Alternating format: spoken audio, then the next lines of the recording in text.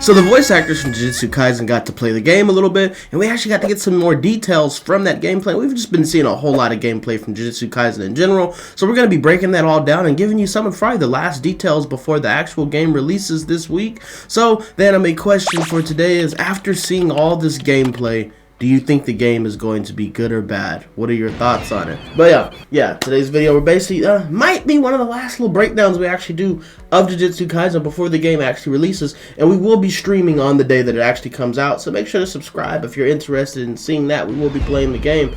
But hey, if this is your first time here, make sure to like, comment, subscribe, turn the bell, do all those nice things, and we actually will have the timestamps in the description so you can skip ahead to see what you want to see. But let's go ahead and get straight into this video. Okay, so we're going to do our best to break this down into certain categories. So of course one category is going to be gameplay points, then we're going to have character points, and then just some of the new details that we saw just to break down. So we actually look at the gameplay points, some things that we saw from seeing the voice actors play.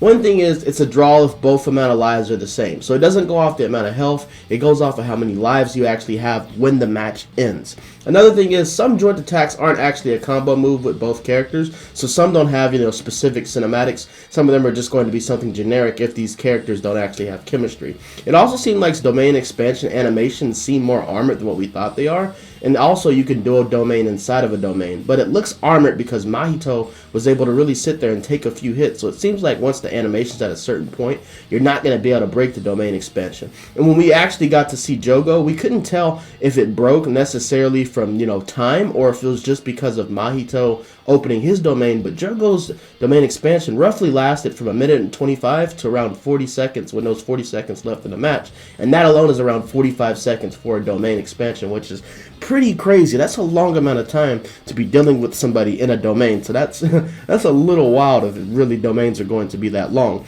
Another thing is, you can respawn in the domain, so whenever an enemy actually pops the domain, you're going to keep respawning in that domain. You're not going to be out of it, so you're going to have to keep dealing with it, and they can maybe get multiple kills.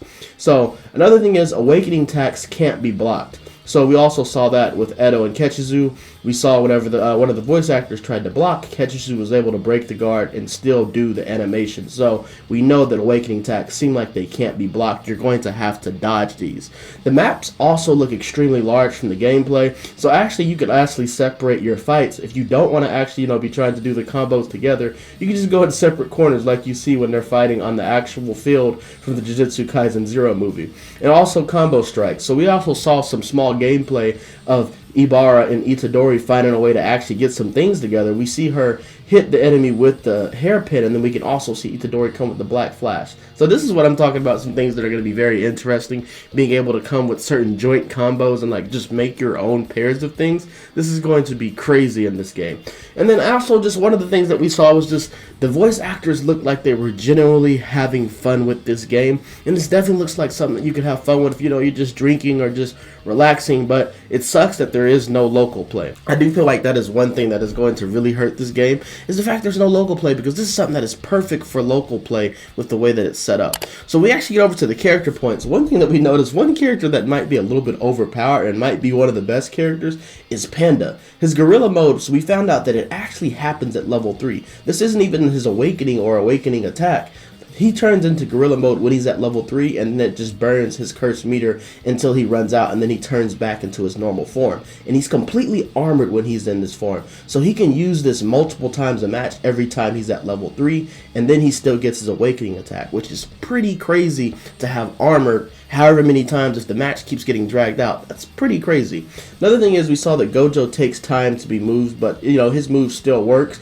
But we also saw him teleporting, kind of like a little bit similar to how they do it with Jump Force and also Storm Connections. Whenever you actually trigger a certain animation, and you can basically hit your opponent back and forth. It seems like we can do a little bit of this on here. I'm wondering if this is just a Gojo thing, but I believe I saw Sukuna do this as well. So this may just be a mechanic that all characters can do, where they can bounce you in the air with strikes and things like that.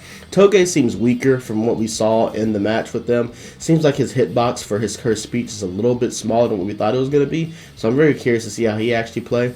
We also saw Rika come out after after Panda went down. So it seems like Rika, when it comes with Yuta, is going to come out as soon as enemies are down. Like whenever your ally goes down, Rika's going to come out. But I wish she would have attacked on her own from the gameplay that we're seeing. It seems like you need commands, and it seems like she's a little bit slow to strike. So it seems like if you don't command her to strike, she's not going to strike on her own. And I don't know how I feel about that. I wish that, it'd kind of just be like you have a second you and they're going to be able to move on their own.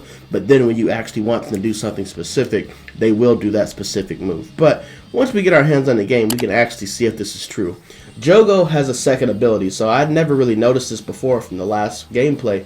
I know that he knows that he has the normal flames that come out, but he also has the purple blast that comes out, and then he also has a flame ball. And we actually see whenever he's in his domain expansion, it looks bigger and more powerful. So we also know, this is something that I kind of forgot about, that all the characters should maybe be having two different types of curse techniques, which is going to be pretty interesting to see. So it seems like Jogo's ability is going to be the purple beam and also him doing on the flame blast.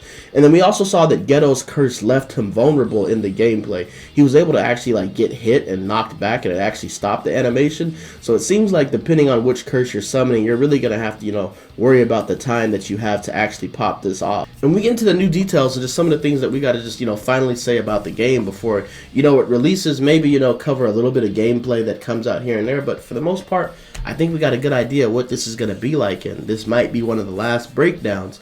But some details is, we saw that the new menu is going to be like a little bit of a custom movie that's like, basically like a compilation of the openings.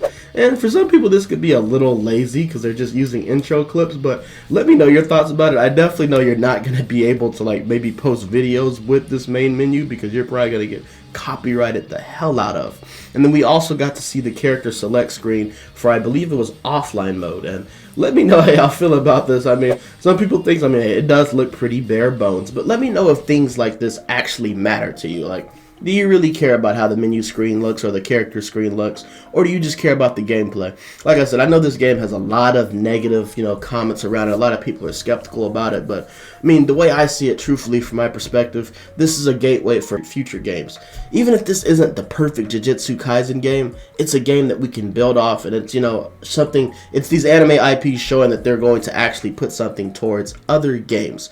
Even if it doesn't end up being the best thing ever, we have things to look forward to in the future, maybe with games like Chainsaw Man and more Bleach games, or any other popular animes that are coming out. But truthfully, since this might be one of the last ones, let me know in the comments how y'all are feeling about JJK Cursed Clash as a whole at this point, and who's excited to either be playing it or watching other people playing it. But hey, we'll be streaming this when this comes out next week, and hey, I'm excited for this, man. But hey, make sure to like, comment, subscribe, turn the bell, do all those things, and I'm gonna see y'all on the next one.